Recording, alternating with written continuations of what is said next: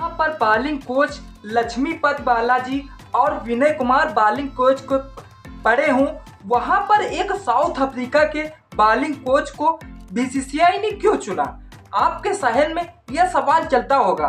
बिल्कुल चलेगा। जिस तरह से इतने बड़े बड़े तेज गेंदबाज बॉलिंग कोच लक्ष्मीपत बालाजी और विनय कुमार बॉलिंग कोच के रूप में पड़े हों, लेकिन बीसीसीआई ने जिस तरह से साउथ अफ्रीका के बॉलिंग कोच मोर मोकले को चुना है, ऐसा क्यों?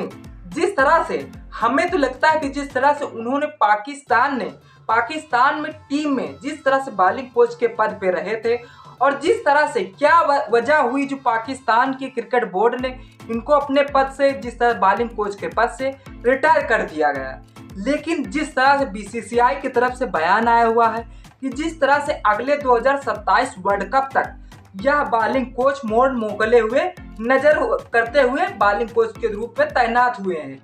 सबसे बड़ी मुद्दे की बात यह है कि जिस तरह से उन्हें भले लखनऊ सुपर जायंट्स ने के बॉलिंग कोच रहे हों, वहीं से गौतम गंभीर की भी मुलाकात हुई थी मोर मोकले की, क्योंकि वहां पर मोर मोकले बॉलिंग कोच थे और मेंटर के तौर पे, मुख्य कोच के तौर पे गौतम गंभीर रहते।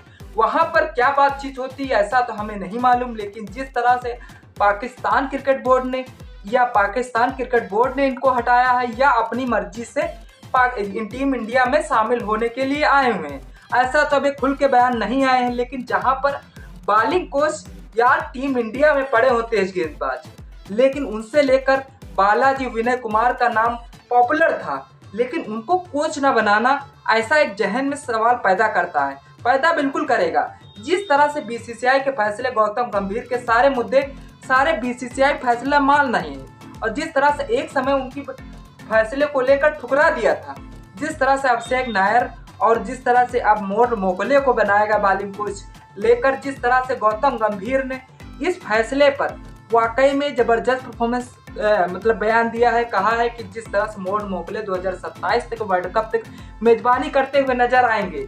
लेकिन सबसे बड़ी बात, अहम मुद्दे की बात है कि जिस तरह तेज गेंदबाज मोर मोकले अपनी टीम के लिए बहुत ही जबरदस्त परफॉर्मेंस कर चुके हैं। अब सबसे बड़ी बात यह रही कि जिस तरह से गौतम गंभीर ने मोर मोकले की पूरी जिम्मेदारी ली है और पिछले T20 वर्ल्ड कप के पाकिस्तान के बॉलिंग कोच भी रह चुके हैं, लखनऊ सुपर जायंट्स के बॉलिंग कोच भी रह चुके हैं। और बात गौतम गंभीर ने कहा, मोर मोकले देखरेख में मयंक यादव, अवेश खान, यश ठाकुर तेज गेंदबाज तैयार हुए हैं। जिस तरह से भारत के पास बॉलिंग कोच, स्पिन कोच नहीं है, क्या रवि शास्त्री स्पिन कोच भी बन सकते हैं? गौतम गंभीर कहना है।